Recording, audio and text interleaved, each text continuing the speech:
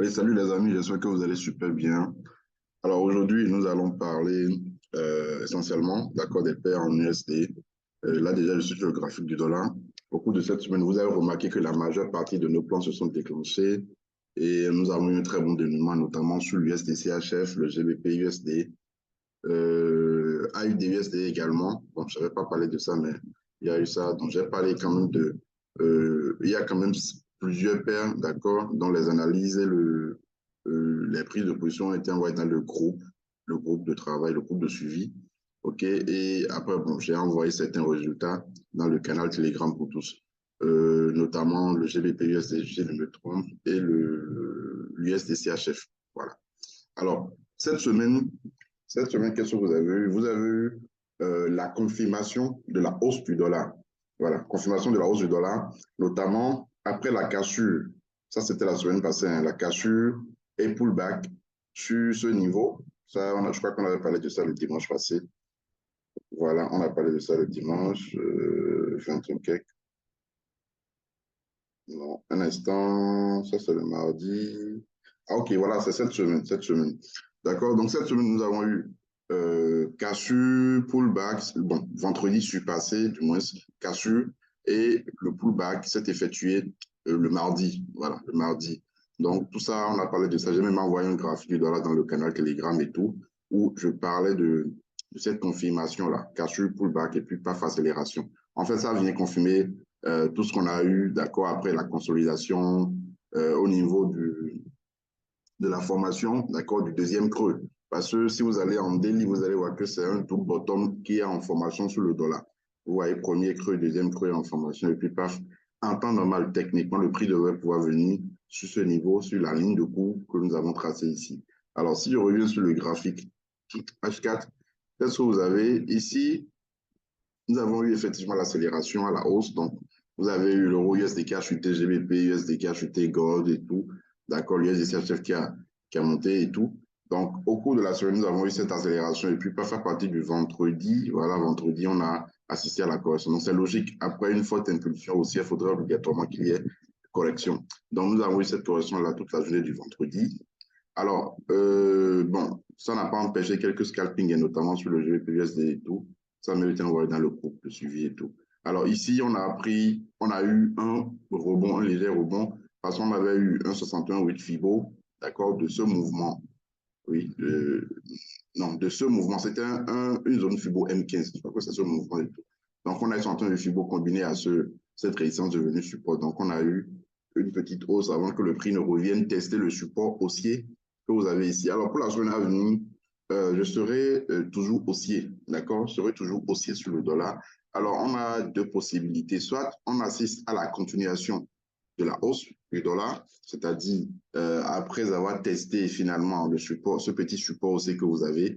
C'est un support haussier qui s'est incrusté dans la grande tendance haussière qui est en formation ici.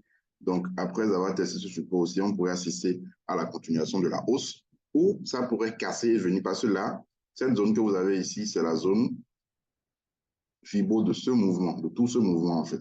Ça, c'est la zone de ce mouvement, donc c'était en M15, ça c'est en H4. Donc ça pourrait casser, venir dans la zone avant de repartir. Comme ça pourrait directement venir chercher le support haussier. Toujours est-il que quand on sera au-dessus de ce grand support haussier, on cherchera uniquement des entrées à la charge sur le dollar. Si vous faites du scalping, vous pouvez chercher des rentes, il n'y a pas de souci, d'accord? Mais si vous le faites de l'intraday et tout, l'idéal serait de chercher des entrées à la hausse, à la charge sur le dollar. Donc, notamment venture Euro USD, venture GBP USD. D'accord? Donc, si je vais sur le graphique du GBP USD, alors le GBP USD, on a, voilà, ça a été envoyé. Le résultat de la vente et tout ça a été envoyé. Parce qu'on a pris, le dimanche passé, j'avais parlé de cette cassure. Je disais, soit vous prenez directement, soit vous attendez un pullback. Parce que moi, j'avais dit après. Donc, moi, je suis sorti finalement. Et on a eu le pullback. J'ai pris plusieurs ventes ici, après, ici également, si je me trompe. Et après, je suis sorti parce qu'on avait ce support haussier. Je vais bien tracer le support haussier. Voilà, parce qu'on avait ce support haussier, d'accord? Donc, ça, c'est ici que ça a été envoyé, où je disais que voilà, l'analyse complète, le résultat, on a eu un bon dénouement et tout. Voilà. Donc, après, on a eu une correction, OK? On a eu une correction. Cette correction également Je crois que j'ai également pris position sur ça. Je me suis servi de Fibo ou bien de quoi, je me rappelle. En tout cas, j'ai quand même pris position dans la zone ici. Et puis bon, le vendredi, j'ai pris quelques scalps, d'accord, à travers ce mouvement. C'est-à-dire, j'ai pris ce mouvement et tracé Fibo là-dessus. Et puis en M30, j'ai pris des selles déjà sur le sommet en haut ici, et puis quelques pas ici. Donc, actuellement, j'ai 3 ou 4 ventes sur GBP USD. Alors, je crois qu'il n'est pas encore tard. Je crois qu'il n'est pas encore tard parce que bon, en fait, la droite que vous avez ici, c'est cette droite-là. C'est un support aussi d'édition petit. Voilà. Donc, c'est casu pullback de cette droite que vous avez. Alors, est-ce qu'on peut toujours rentrer à la vente? Je crois bien que oui. D'accord, moi, j'avais pris ça depuis le sommet ici et sur la mèche en haut. Je crois qu'il est toujours possible de prendre cette vente-là avec un risque, d'accord, un risque mesuré, bien sûr. Parce que je me dis, voilà, si ça casse ce creux que nous avons ici, là, on aurait déjà une accélération déjà sur le graphique du dollar, OK? Et puis là, on aura la confirmation, en fait. Donc là, ici, je pourrais renforcer. Donc, je n'ai pris que de petits volumes, 0,05 x 4, je crois, une fois 3. D'accord, que j'ai pris dans la zone en haut ici. Donc, si ça casse le creux que vous avez ici, là, je vais renforcer sur le GBP USD. Alors, bien sûr, ça pourrait réintégrer. Et comme je l'ai dit, le dollar pourrait casser le petit support aussi dont on a parlé et aller chercher le support aussi qui est tout en bas. Donc, et là, on pourrait assister, excusez-moi, on pourrait assister à une grande correction à la baisse. Donc, ce qui fait que ça pourrait réintégrer sur GBP USD pour toutefois aller chercher, c'est-à-dire on pourrait utiliser un Fibo carrément sur toute la tendance ici. Ça pourrait revenir dans la zone, cette zone qui nous a permis de prendre un pullback au cours de la semaine. Voilà, ça pourrait revenir dans la zone avant de redescendre, c'est bien possible. OK, donc la raison pour laquelle moi, bon, avec mes selles, j'ai déjà fait du break-even. Donc si ça revient, ça revenait, donc je sortirai à zéro et je pourrais maintenant chercher une vente dans la zone ici, tout simplement. Alors, donc c'est un plan que je vais réellement surveiller, d'accord? Un plan sur lequel je vais vraiment mettre le paquet. Alors, l'USDCHF, également, ça a été envoyé dans le canal. Bon, le résultat a été envoyé dans le canal. L'USDCHF, on a pris l'achat ici, d'accord? On a pris l'achat ici et on a renforcé ici en M15. Cet achat qui a été pris, ça a été pris en M15. Donc, la position M15 a été envoyée, voilà. C'est quand la position a été prise ici que j'ai envoyé le canal, la capture d'écran et tout. Donc, je suis sorti sur la droite ici parce que ça, c'est une droite également. Délit, je crois, si je me trompe. Voilà. Donc, c'est un biseau descendant. Un biseau descendant, c'est une figure de retournement à la hausse, en fait. Donc, cassure, réintégration ici, je me dis, voilà, c'est une correction en quelque sorte pour mieux partir. Toujours elle dit que vous avez vu tracer cette zone, ce support haussier, cette zone de support haussier et tout. Donc, la, la reprise baissière, d'accord, la continuation de la baisse pourrait se faire une fois euh, la zone ici, c'est-à-dire la zone des deux supports haussiers ici cassée. Une fois le prix sera en dessous, alors là, on pourrait assister à la continuation de la tendance baissière. Parce que n'oubliez pas que avant d'être un biseau descendant, c'est d'abord une tendance baissière. Donc, il faudrait que ça casse d'abord avant que je ne cherche des entrées à la vente. Donc, pour le moment, je suis haussier vu que on n'a plus vraiment suffisamment d'espace au sein de ce biseau et que le biseau est une figure de retournement à la hausse. Donc, je suis haussier. Donc, je vais prendre, voilà, je n'ai pas encore pris, je vais prendre un achat dans la zone. Cette zone-là, c'est une zone de tout ce mouvement. Donc, je vais prendre un achat dans cette zone ici. Et je crois même que ça a touché les 68 le vendredi. Comme c'était le soir, donc je n'ai pas pris. D'accord? Je n'ai pas pris. Donc, voilà, donc je vais chercher un achat dans la zone ici. Bon, mon stop, je ne veux pas mettre de stop comme d'hab. Je vais plutôt attendre. OK, je vais plutôt attendre si ça se clôturait sous ce creux et sous ce support haussier.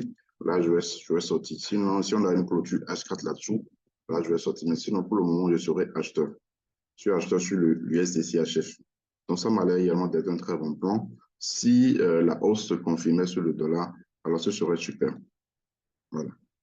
Alors, le GBP, déjà, l'USD. Bon, l'euro USD. L'euro USD, bon, bizarrement, je n'ai pas trop tradé l'euro USD parce que j'attendais le prix dans certaines zones dont je n'ai pas eu. Ici, par exemple, j'attendais le prix en haut ici. J'attendais un bon pullback, en fait. qui coïncidait avec la zone FIBO. Instant. Voilà, vous voyez, c'était parfait. Surtout les 61 qui revenaient dans la zone cassée et tout de ce petit range que vous avez ici. Donc j'attendais, donc je ne l'ai pas eu malheureusement, mais c'est pas grave. Donc c'est parti, on a eu un petit, je crois que c'était une correction FIBO M15 de ce mouvement, voilà, que nous avons eu. Donc je l'ai laissé, ok, et après, bon, ça a chuté, chuté, chuté et tout. Et là, qu'est-ce que vous avez? Vous avez, comment on dit? Bon, je vais déjà enlever ça d'abord. Je garde cette droite-là. Vous avez eu le support haussier délié également. Voilà, ce support haussier, OK, qui a fait obstacle au prix. Alors, il faudrait quand même faire attention hein, parce que on est toujours en tendance haussière. Voilà, nous sommes toujours en tendance haussière. Donc, techniquement, on devrait chercher un achat ici. La hausse que vous avez ici, que vous avez eu ici, correspondait un peu en quelque sorte à la correction baissière que nous avons eu sur le dollar. Vous voyez, donc, il faudrait quand même faire attention. Je ne sais pas, je vais voir, est-ce que ce mouvement nous donne un niveau? Oui, ça nous donne 50%, c'est venu dans la zone. C'est venu dans la zone ici. Je vais tracer sur les 61. Voilà. Donc, il faudrait que ce niveau soit cassé pour qu'on ait réellement des perspectives à la baisse sur l'euro USD. Alors, ça n'empêche pas, hein, ça n'empêche pas de prendre quelques petits. Parce que, voilà, même si pour que la hausse puisse se confirmer, pour qu'on ait vraiment des perspectives à la hausse sur l'euro USD, c'est vrai, on a déjà eu ce début de rebond. Il faudrait que cette résistance baissière soit cassée pour qu'on ait la confirmation. D'accord? On parle de modèle de confirmation de changement de tendance. Donc, il faudrait qu'on ait la confirmation après la cassure ici. Mais pour le moment, il n'est pas interdit de prendre de petits risques. Donc, j'attends le prix dans cette zone.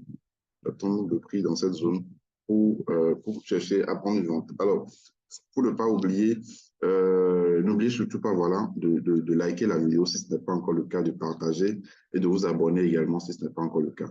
Aussi, je rappelle à ceux qui ont demandé pour la formation, je l'ai dit, je n'ai pas de formation prévue cette année. Je n'ai pas de vague de formation prévue cette année.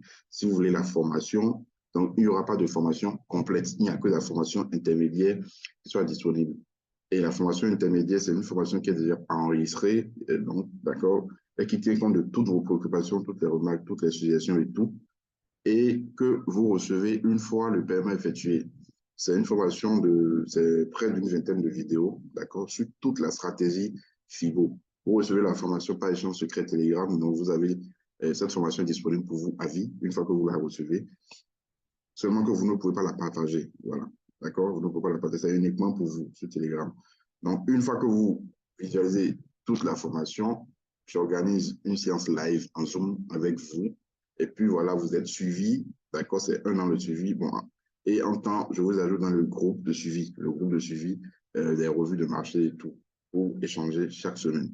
Voilà, donc si vous êtes intéressé, vous avez toutes les informations juste en description de la vidéo. Et si vous voulez m'écrire, vous avez également mon lien Telegram juste en description de la vidéo. Voilà. Alors, je continue avec NZD, USD qui est un parfait plan et que j'ai pris, j'ai envoyé ça également dans le groupe de suivi. Alors ici, nous avons en quelque sorte une figure de continuation de tendance, on peut dire, même si c'est un biseau d'élargissement. OK, donc vous avez une tendance baissière, déliée et tout. Si vous nous suivez bien, donc je ne sais pas si je vous rappelle, on a pris une vente ici, voilà, en début du mois, 11-10 mai, comme ça. Je ne sais pas si j'ai envoyé ça dans le canal, mais ça a été envoyé dans le groupe de suivi. Et puis, on a renforcé la vente après la cassure du support aussi ici. OK, voilà.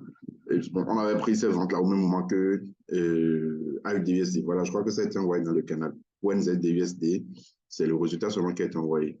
D'accord, pas l'analyse. Alors, après cette forte chute, d'accord, là, ici, vous avez une correction qui s'est effectuée en figure de continuation.